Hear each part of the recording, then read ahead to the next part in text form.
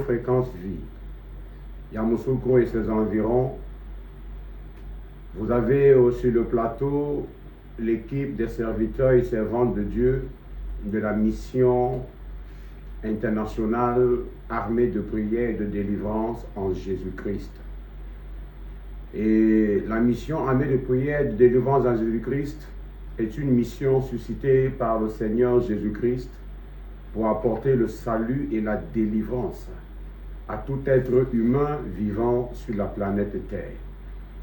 Et par la grâce de Dieu, cette mission s'est implantée à Yamoussoukro il y a quelques années. Et nous sommes sur ce plateau pour vous apporter le message de la vie. C'est pourquoi l'émission est intitulée « Dieu en action ».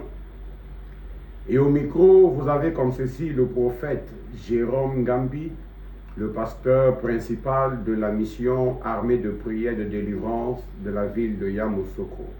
On est là ce soir pour partager avec vous un sujet vraiment important.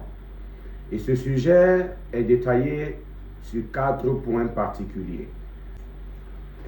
Bien-aimé dans le Seigneur, je vais commencer à te poser une question. La question est de savoir, connais-tu les 4 lois spirituelles? Aujourd'hui, nous allons parler de 4 lois qui régissent l'univers tout entier. Il y a dans chaque pays des lois qui servent à assurer l'ordre et la paix. Il y a aussi des lois spirituelles établies par Dieu qui nous amènent à connaître la paix avec Dieu. Et la première loi spirituelle que j'aimerais partager avec toi qui m'entends, c'est que Dieu t'aime et il t'offre un plan merveilleux pour ta vie. Oui, mon frère, oui, ma soeur. Peut-être ce message va t'étonner, mais je suis heureux de t'annoncer que Dieu t'aime. Et ce Dieu qui t'aime a un plan merveilleux pour ta vie. La Bible dit dans le livre de Jean 3, le verset 16, que Dieu a tant aimé le monde qu'il a donné son Fils unique, afin que quiconque croit en lui ne périsse point, mais qu'il ait la vie éternelle.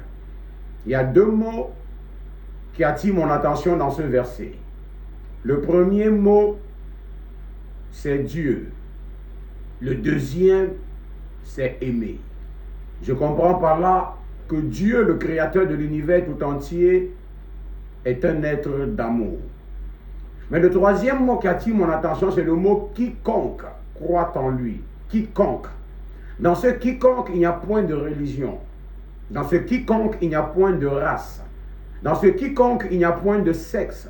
Dans ce quiconque, il n'y a point d'ethnie, point de couleur de peau. Quiconque croit en Dieu, quiconque croit en Jésus-Christ, ne périra point, mais recevra la vie éternelle. Et c'est quoi le plan de Dieu pour toi? C'est quoi le plan de Dieu pour moi? La Bible dit dans le livre de Jean 10, le verset 10, que le voleur ne vient que pour voler, pour égorger et pour détruire. Mais moi, dit Jésus, je suis venu afin que mes brebis aient la vie et qu'elle l'ait en abondance. D'autres versions disent qu'elle soit dans l'abondance. Dans Jérémie 29, le verset 11, Dieu peut dire encore, à toi qui m'écoutes, il dit, je connais les projets que j'ai formés sur toi, dit l'Éternel, projets de paix et non de malheur, afin de te donner de l'avenir, un avenir et de l'espérance. Oui, mon frère, oui, ma soeur, il y a un avenir pour toi. Oui, il y a une espérance pour toi. Je ne sais pas qu'est-ce que tu vis. Tu diras sûrement, si Dieu m'aime, pourquoi je vis ces situations-là? Si Dieu m'aime, comme vous le dites, pourquoi est-ce que j'ai été violé? Ce Dieu-là était où quand mes bourreaux sont montés sur moi avec violence? Tu dis sûrement, si Dieu m'aime, pourquoi est-ce que mon parent m'a abandonné? Pourquoi est-ce qu'il est mort? Pourquoi est-ce que Dieu l'a enlevé si tôt? Si Dieu m'aime, pourquoi je suis terrassé par la maladie? Si Dieu m'aime, pourquoi j'ai de la peine à manger? Si Dieu m'aime, pourquoi tous les hommes qui m'abordent ne viennent que pour me tromper et partir? Si Dieu m'aime, pourquoi? Ces questions que tu te poses sont des questions légitimes. Parce que l'amour ne veut pas le mal. L'amour ne soupçonne point le mal. Donc, un Dieu qui aime ne peut pas vouloir le mal de celui qu'il aime. Mais pourquoi donc vis-tu ces situations? La deuxième loi que je vais partager avec toi, ou le deuxième point, va t'aider à comprendre pourquoi, malgré que Dieu t'aime et a un plan pour ta vie, tu passes par des situations difficiles. Le problème n'est pas Dieu. Le problème n'est pas l'amour de Dieu. L'amour de Dieu est déjà manifeste. Mais le problème, c'est que l'homme est pécheur et séparé de Dieu. Et ainsi, il ne peut connaître ni expérimenter l'amour et le plan de Dieu pour sa vie. Oui, mon frère, oui, ma soeur. Toi et moi, nous sommes des pécheurs. Nous sommes nés pécheurs. On a hérité de la nature pécheresse qui a commencé depuis la création dans le jardin d'Éden par notre premier ancêtre Adam et Ève. Nous sommes tous pécheurs. La Bible dit clairement dans le livre de Romains 3, le verset 23, que tous ont péché et sont privés de la gloire de Dieu. Oui, tous ont péché. Ton père a péché, ta maman a péché, tes ancêtres ont péché. Toi qui m'écoutes, tu as péché. Moi-même qui te parle, j'ai péché. Nous avons tous péché. Et le péché nous a éloignés. Le péché a mis une séparation entre nous et notre Dieu. Tu me demanderas comment est-ce que je le sais. Comment je peux le parler avec assurance. Dans le livre d'Ésaïe 59, à partir de son verset 1, la Bible va dire ceci.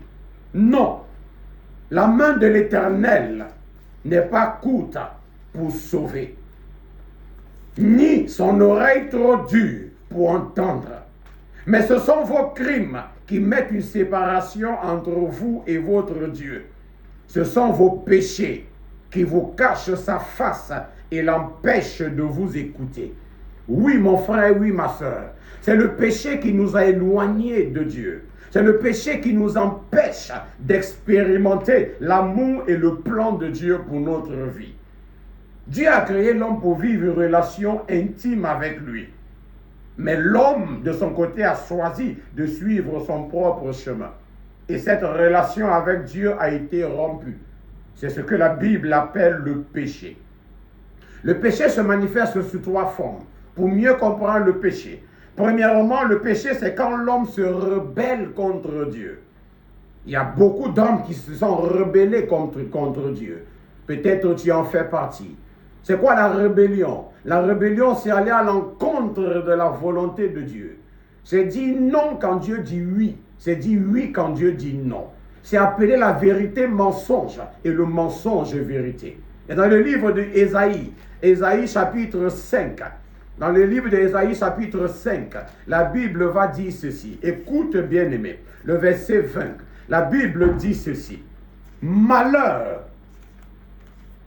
à ceux qui appellent le mal bien et le bien mal, qui changent les ténèbres en lumière et la lumière en ténèbres, qui changent l'amertume en douceur et la douceur en amertume. La Bible dit malheur. Donc quiconque se rebelle contre Dieu, qui change la parole de Dieu, qui ne croit pas à la parole du Dieu vivant qui est Jésus-Christ de Nazareth, a-t-il le malheur sur lui. Et c'est ça que la Bible appelle le péché. Le péché se manifeste également quand l'homme ne se soucie pas de Dieu. Il y a des hommes qui vivent sur la terre, ils ne se soucient pas de Dieu. Ils s'en foutent de Dieu. Ils ne pensent à Dieu que lorsqu'ils ont des situations difficiles, quand ils sont proches de la mort. Je me rappelle, j'étais dans un bus dans mon pays. Je voyageais, j'allais dans la ville de Douala.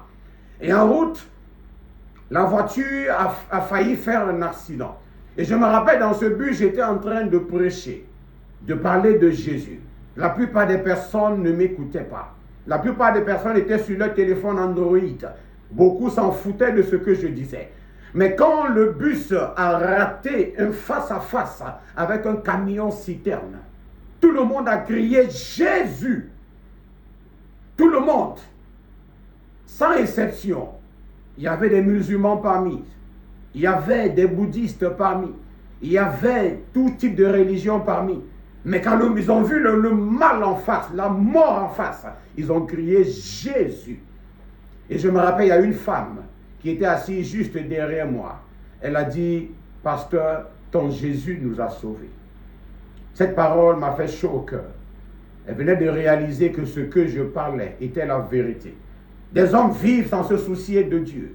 Ils vont de malheur en malheur. Ils font des abominations. Ils s'en foutent de Dieu. Ils se marient, même sexe. Homme épouse homme, femme épouse femme. Ils couchent avec des animaux. Ils ne se soucient même pas de Dieu. Et c'est ça aussi que la Bible appelle le péché. Le péché se manifeste également quand l'homme n'atteint pas le standard parfait de vie établi par Dieu. À ce niveau, je m'adresse beaucoup plus aux chrétiens. Ceux qui ont déjà rencontré Jésus et qui sont dans des assemblées. La plupart disent non, moi je ne pêche plus. J'ai abandonné la fornication, j'ai abandonné l'alcool, j'ai abandonné l'hypocrisie, j'ai abandonné, donc je ne pêche plus. Attention, attention. Ce n'est pas à nous les hommes de déterminer ce qui est péché. C'est à Dieu de le faire. On a vu dans Ésaïe 5 que malheur à celui qui appelle le mal bien et le bien mal. Par exemple, Dieu nous a créés avec un corps. Il a créé, il a façonné son corps. Dans le livre de Psaume 139, le verset 14, la Bible dit que je te loue de ce que je suis une créature si merveilleuse. Tu m'as tissé dans le sein de ma mère. Tu m'as formé dans les profondeurs de la terre. Dieu nous a tissés, il nous a formés. Lorsque nous détruisons notre corps, nous sommes en train de pécher contre Dieu. Lorsque tu mets sur ton corps les choses que Dieu n'a pas prévu que ton corps puisse avoir, tu es en train de pécher contre Dieu. Je prends un exemple avec les cheveux. Dieu t'a créé avec les cheveux noirs. Et puis tu prends la teinture jaune, la teinture verte, la teinture orange ou blanche, tu mets sur ta tête.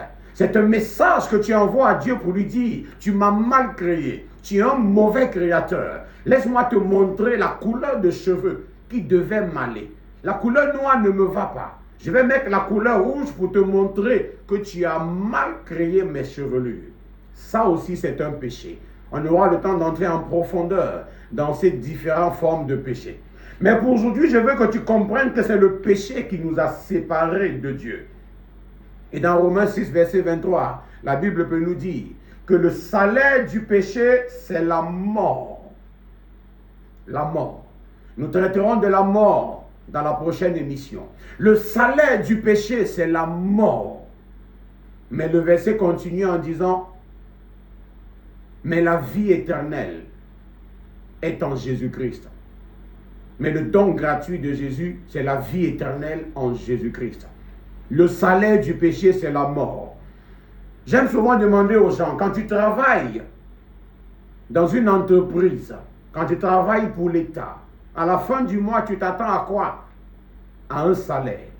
Quand le patron te paye ton salaire, est-ce que c'est un bon patron ou un mauvais patron? Beaucoup me répondent, c'est un bon patron. Je dis non, il n'est pas bon. Parce qu'il t'a donné ce que tu mérites. Tu as travaillé, donc tu mérites ce salaire. Il serait bon s'il double ton salaire ou s'il triple ton salaire. Là, on dira c'est un bon patron. Parce qu'il m'a donné plus que ce que je mérite. Également, la Bible dit que tous ont péché et sont privés de la gloire de Dieu. Donc nous avons fait du péché un travail. On nous appelle pécheurs. Parce qu'on a fait du péché un travail. Un peu qu'on appelle les gens voleurs. Ou on appelle les gens chanteurs. Parce qu'ils chantent. C'est leur travail. Maintenant, toi et moi qui avons péché, nous méritons quoi comme salaire? La mort. Mais est-ce que toi et moi, nous sommes allés vers notre employeur qui est Satan, pour dire, Satan, tu dois me payer mon salaire.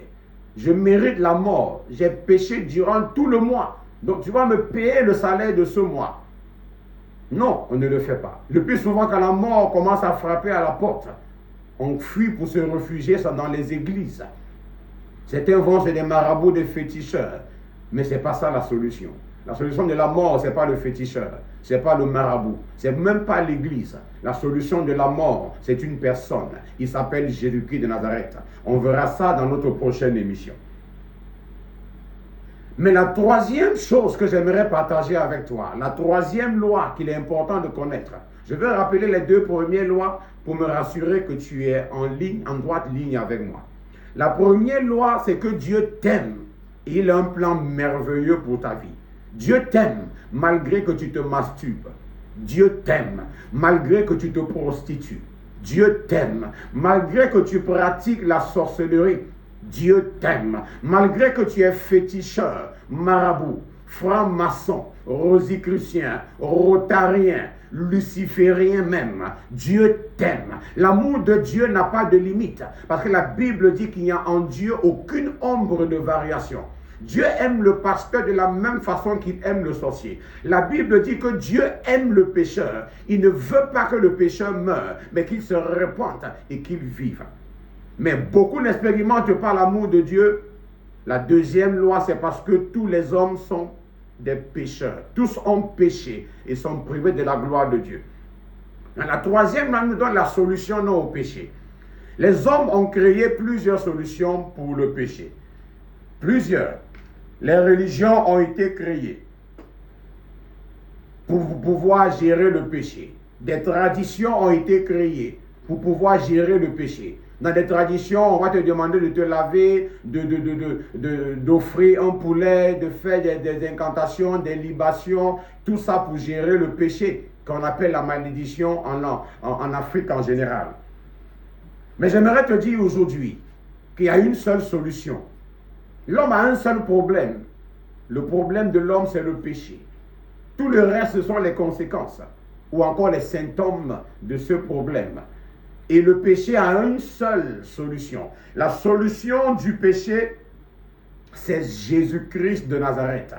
Jésus-Christ est la seule solution de Dieu pour le péché de l'homme. Ce n'est que par lui que vous pouvez connaître et expérimenter l'amour et le plan de Dieu pour votre vie. Pourquoi est-ce que Jésus est la solution? Je vais te citer 3 raisons. La première raison pour laquelle Jésus est la solution, c'est parce qu'il est mort à notre place. Il est mort à ma place. Je ne sais pas pour toi, mais moi je sais qu'il est mort à ma place. La Bible dit dans le livre de Romains 8, le Romains 5, le verset 8, que mais Dieu prouve son amour envers nous. Lorsque nous étions encore des pécheurs, Christ est mort pour nous. Il n'a pas attendu qu'on devienne parfait pour qu'il meure pour nous. Alors que personne n'était prêt à mourir même pour un juste. Le juste Jésus est mort pour les impies, toi et moi. C'est une preuve d'amour, mon frère. C'est une preuve d'amour, ma soeur. Il n'est pas mort pour ses péchés. Ton grand-père est mort pour ses péchés. Ton arrière-grand-père est mort pour ses péchés. Mahomet est mort pour ses péchés. Bouddha est mort pour ses péchés. Tous les hommes sur la terre sont morts pour leurs péchés. Mais Jésus-Christ de Nazareth n'a jamais péché. Et ça, toutes les religions le reconnaissent. Même l'islam reconnaît que Jésus n'a jamais péché. Même le bouddhisme reconnaît que Jésus n'a jamais péché. C'est le seul homme qui a vécu 33 ans et demi sur la terre sans commettre un seul péché. Il n'est pas mort pour les péchés. Dans le livre de Matthieu, chapitre 1, le verset 21, la Bible dit que c'est lui, Jésus, qui sauvera le peuple de Dieu de ses péchés. Et dans le livre de Jean 1, le verset 29, la Bible dit, voici l'agneau de Dieu qui ôte le péché du monde. Une seule personne a reçu le pouvoir de vaincre le péché. Il s'appelle Jésus-Christ. Non seulement il est mort, la deuxième raison, c'est qu'il est ressuscité des morts. Christ est mort pour nos péchés. Il a été enseveli. Il est ressuscité le 3e jour, selon les Écritures. Il a été vu par ses faces, puis par les 12. Ensuite, il a été vu par plus de 500 frères à la fois. On voit ce verset dans le livre de 1 Corinthiens, chapitre 15, du verset 3 au verset 6. Jésus-Christ n'est pas seulement mort, mais il est ressuscité 3 jours après. C'est-à-dire, il a vaincu Satan. Il a vaincu le péché. Il a vaincu la mort. Les 3 ennemis que l'homme redoute le plus, Jésus les a vaincus. Il y a un 4e ennemi qu'il a vaincu. Il s'appelle la chair. On le verra aussi. Jésus a vaincu tous les 4 ennemis de l'homme. Satan, le péché, la mort et la chair. Et la troisième raison pour laquelle Jésus-Christ est la seule solution, c'est parce qu'il est le seul chemin. Jésus est le seul chemin qui nous donne de retourner vers Dieu. Dans le livre de Jean 14, verset 6, Jésus lui dit, « Moi je suis le chemin, la vérité et la vie. Nul ne vient au Père que par moi. » La seule voie, c'est Jésus. Ce qui me plaît, c'est que Jésus ne montre pas le chemin. La Bible dit qu'il est le chemin. Mohamed montrait le chemin, montrait un chemin. Bouddha montrait un chemin. Et Kanka montre un chemin. La plupart des religions, des traditions montrent un chemin. Mais Jésus est le chemin. Le seul qui conduit à la vérité et le seul qui donne la vie. Mais mon frère, ma soeur, il ne suffit pas simplement de connaître ces trois choses. Oui, aujourd'hui tu as compris que Dieu t'aime. Tu le connaissais sûrement avant. Tu as compris également que l'homme est pécheur. Tu le connaissais sûrement avant. Tu as compris aussi que Jésus-Christ est la seule solution de Dieu. Mais il ne suffit pas de connaître ces trois choses. La quatrième n'est pas la moindre. Elle est aussi très importante. Après avoir connu cela, la quatrième loi nous dit ceci. Nous devons accepter personnellement Jésus-Christ comme notre Sauveur et Seigneur. Et c'est ensuite que nous pouvons connaître et expérimenter l'amour et le plan de Dieu pour notre vie. Ce que j'aime dans cette loi, c'est que nous devons connaître personnellement. C'est une affaire personnelle. Ça n'a rien à voir avec une religion. Ça n'a rien à voir avec une tradition. Ça n'a rien à voir avec une race, avec une ethnie, avec une couleur de peau. C'est une affaire personnelle. Dans le ventre de ta mère, même si tu étais jumeaux, tu es sorti seul. Vous n'êtes pas sortis tous deux ensemble. C'est une affaire personnelle. Au jugement dernier, on sera seul devant Dieu. C'est une affaire personnelle. Quand tu souffres de la maladie, tu le souffres seul. C'est une affaire personnelle. Quand tu as commis un crime avec des amis et qu'on t'arrête, on te met en prison, tu souffres la prison seul. C'est une affaire personnelle. Mon frère, ma soeur, tu dois accepter personnellement Jésus-Christ comme ton Sauveur et Seigneur.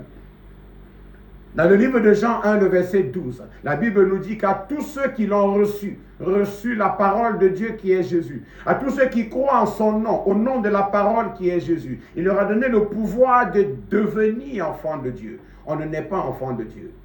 Ce n'est pas parce que tu es né à l'église que tu es enfant de Dieu. Ce n'est pas parce que ton père est pasteur, ta mère prophétesse que tu es enfant de Dieu. Ce n'est pas parce que tu chantes à l'église, pas parce que tu joues à la batterie, au piano que tu es enfant de Dieu. Tant que tu n'as pas reçu et cru en Jésus-Christ, tu n'es pas enfant de Dieu. Car la suite continue en disant que ce n'est ni de la chair que nous sommes nés, ni du sang, ni de la volonté de l'homme, mais de Dieu. En recevant Jésus, tu nais de nouveau. Nicodème a demandé à Jésus, qu'est-ce que ça veut dire? Jésus a dit, ce qui est né de la chair est chair. Ce qui est né de l'esprit est esprit. Naître de nouveau, c'est naître de l'esprit. Tu vas me demander sûrement, oh oui, prophète, ce que tu dis est vrai. Mais comment donc accepter ce Jésus-là? Comment donc retourner à Jésus? Comment faire la paix à Jésus? Nous acceptons Jésus-Christ par la foi. Dans Éphésiens 2, le verset 8 et 9, la Bible nous dit que c'est par la grâce, en effet, que nous sommes sauvés, par le moyen de la foi. Cela ne vient pas de vous, c'est le don de Dieu. Ce n'est point par les œuvres, afin que personne ne se glorifie. Jésus a tout accompli sur la croix. N'attends pas de changer pour venir à Jésus. Viens à Jésus, il va te changer. N'attends pas de guérir pour venir à Jésus. Viens à Jésus, il va te guérir. N'attends pas d'avoir un certain âge pour venir à Jésus. Viens à Jésus, il va t'accompagner à cet âge-là. Parce que nul ne sait ni l'heure ni le jour où le maître viendra, où la mort frappera à la porte. Quand nous acceptons sincèrement Jésus-Christ, nous expérimentons la nouvelle naissance. Jean 3, à partir du verset 1 au verset 8, tu comprendras mieux la nouvelle naissance. Mais comment donc on le fait? C'est vrai, c'est par la foi. Mais on l'invite également personnellement. Dans le livre d'Apocalypse 3, le verset 20, la Bible dit, « Voici, je me tiens à la porte et je frappe. Si quelqu'un entend ma voix et ouvre la porte, j'entrerai chez lui. Je souperai avec lui et lui avec moi. C'est Jésus qui parle. Ce qui me plaît sur ce Jésus, malgré qu'il est Dieu, le créateur de l'univers, il ne force personne, il frappe. Ton corps lui appartient, ta vie lui appartient. Il peut la prendre de force, mais il frappe. C'est Satan qui prend par force, mais le Dieu de l'univers, Jésus-Christ de Nazareth, il frappe. Il dit, si tu entends ma voix et ouvre la porte, je vais entrer. Et ce soir, tu entends la voix de Jésus, par la voix de son serviteur que je suis. Jésus est en train de frapper à ta porte. Il est en train de te dire, ouvre la porte, Jacqueline. Il dit, ouvre la porte, Bernard. Ouvre la porte, Hervé. Ouvre la porte, Kwasi. Ouvre la porte, Abbé. Ouvre la porte, Jésus-Christ. Frappe à ta porte. Jésus-Christ est là. Il veut faire la paix avec toi. Et si tu n'as pas encore fait l'expérience d'accepter Jésus-Christ comme ton Seigneur et Sauveur, je t'invite à le faire ce soir. Tu peux juste fermer les yeux là où tu es. Pendant que tes yeux sont fermés, je t'invite à regarder à ta vie. Regarde à ta vie. Regarde. Est-ce que cette vie que tu es en train de voir actuellement glorifie le Dieu qui t'a créé? Est-ce que toi-même tu es content de cette vie? Regarde cette image de comment tu te masturbais. Regarde comment tu insultais tes parents. Regarde cette image de comment tu mentais. Regarde cette image de comment tu te saoules. Est-ce que cette vie, tu es content de cette vie? Si tu n'es pas content, la bonne nouvelle c'est que tu peux changer de vie. Regarde cette image de cet enfant que tu as sacrifié pour avoir ce poste. Regarde cette image de ces âmes que tu as attachées dans la sorcellerie. Regarde cette image de ces âmes que tu envoûtes tous les jours parce que tu as pris un fétiche pour pouvoir vendre ta marchandise. Regarde ces femmes que tu fais avorter, toi médecin. Regarde ces enfants innocents qui sont jetés à la poubelle, broyés comme du saucisse dans le ventre de leur mère. Regarde, est-ce que tu es content de cette vie-là? Si tu n'es pas content, c'est le moment de changer de vie, d'ouvrir la porte à Jésus. Tu peux le faire en priant. Prier, c'est parler avec Dieu. Ce qui est important pour Dieu, ce n'est pas les mots de ta bouche, mais c'est l'attitude de ton cœur. Tu peux le faire une prière comme la suivante. Écoute ma prière. Et si elle est importante pour toi, si elle ressemble à ce que tu veux faire, on va la faire ensemble. Tu peux dire, Seigneur Jésus, j'ai besoin de toi. Je reconnais que je suis pécheur et que la vie que je mène n'est pas bonne. J'ai écouté ta voix ce soir et je prends la décision de changer de vie et de me tourner à toi. J'ai compris que tu m'aimes et que tu es mort sur la croix pour mes péchés. C'est pourquoi je prends la décision d'ouvrir la porte de mon cœur et de faire de toi mon sauveur et mon Seigneur. Pardonne-moi mes péchés. Prends le contrôle de ma vie et fais de moi la personne que tu désires que je sois. Amen. Si cette prière ressemble à ce que tu veux dire à Jésus, tu peux juste fermer les yeux et la répéter après moi. Seigneur Jésus, j'ai besoin de toi. Je reconnais que je suis pécheur et séparé de toi. J'ai dirigé ma propre vie et cela a été un échec jusqu'à aujourd'hui. J'ai compris ce soir ou ce jour ou cet après-midi que tu m'aimes et que tu es mort sur la croix pour moi. Je prends la décision d'ouvrir la porte de mon cœur et de t'accepter comme mon sauveur et Seigneur.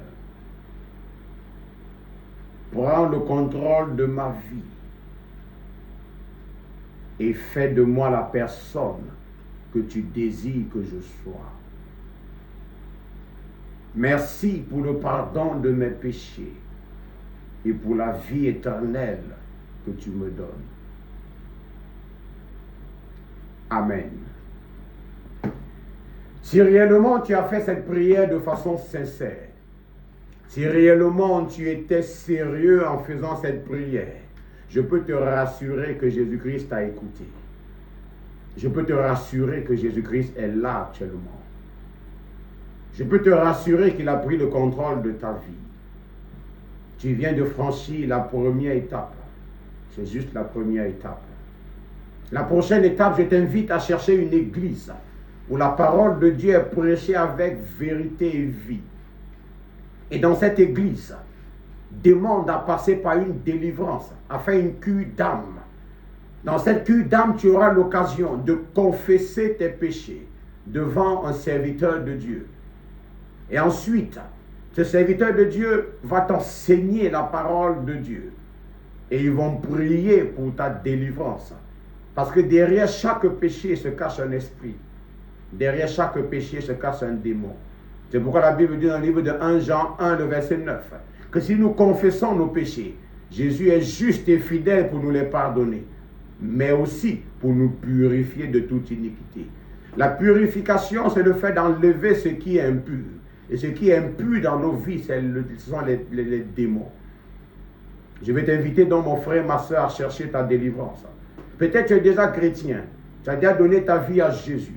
Peut-être tu es même déjà pasteur, ancien d'église, diacre, prophète, prophétesse. Mais tu vis des situations que tu ne comprends pas. Tu te couches la nuit et des gens viennent coucher avec toi. Tu te réveilles le matin, tu es mouillé. Tu prends des jours de jeûne pour chasser l'esprit du mari de nuit, de la femme de nuit. Mais quand tu finis ton jeûne, le même esprit revient. Tu es chrétien, tu es chrétienne. Mais quand tu te couches pour dormir, tu te retrouves toujours au village, dans la maison de ton père et de ta mère, en train de faire des choses qui ne glorifient pas Dieu. Ça veut dire que tu as aussi besoin de délivrance. Oui, mon frère, oui, ma soeur. Tu as des difficultés à enfanter, malgré ta foi, malgré ton engagement dans l'église. Ton foyer est troublé. Tu ne t'entends pas avec ton mari.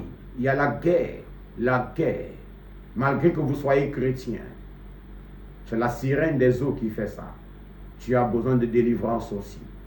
Et la bonne nouvelle, c'est qu'armés de prière de délivrance en Jésus-Christ, nous sommes équipés par le Seigneur Jésus pour apporter la délivrance dans la vie de quiconque a besoin de délivrance. La Bible dit que Jésus allait de lieu en lieu, chassant les démons, guérissant tous ceux qui étaient malades, prêchant la bonne nouvelle. C'est cette mission qu'il a confiée à l'église armée de prière de délivrance en Jésus-Christ. Et par la grâce de Dieu, beaucoup ont été délivrés de Satan et de ses démons au travers de cette mission. Je prends l'exemple du roi sataniste, l'ancien roi sataniste au monde. C'était un Indien, Jigaï Christian. Il était roi sataniste. Il était le maître du deuxième ciel. Il gérait tous les démons que tu peux connaître. Mais il a été délivré par Jésus-Christ de Nazareth, armé de prière de délivrance. Je ne fais pas ici la promotion d'une église. Non, loin de moi. Mais je fais ici la promotion de la puissance de mon Seigneur Jésus-Christ. Il y a plusieurs comme ça qui ont été délivrés. Moi-même qui te parle, j'étais initié au satanisme depuis le ventre de ma mère. J'ai pratiqué le satanisme presque pendant 26 ans de ma vie. J'ai donné ma vie à Jésus, je suis même devenu pasteur. Mais Satan continue à réclamer, à avoir accès à ma vie. J'avais des couches de nuit, des cauchemars. Je vivais des situations vraiment bizarres. Jusqu'à ce que le Seigneur Jésus me visite et me dit, tu as besoin de délivrance. Et lui, dans sa miséricorde, il m'a conduit armé de prière. J'ai quitté mon pays. Et je suis venu armé de prière. Là, j'ai eu ma délivrance. Et il m'a demandé de rester armé de prière, afin d'être un canal par lequel, toi, tu seras délivré aussi.